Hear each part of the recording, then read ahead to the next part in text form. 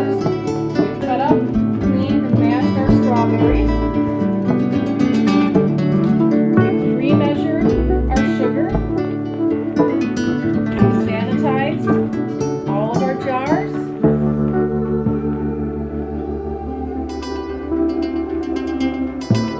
And we're boiling.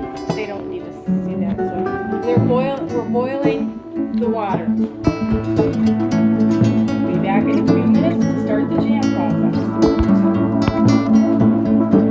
Right now I'm mashing up strawberries. Okay. Is it staying at a boil? No.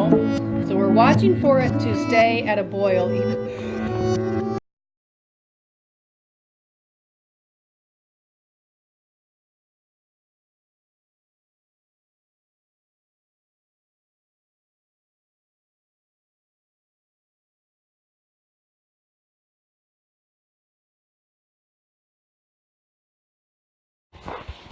My mom's putting this into the hot water.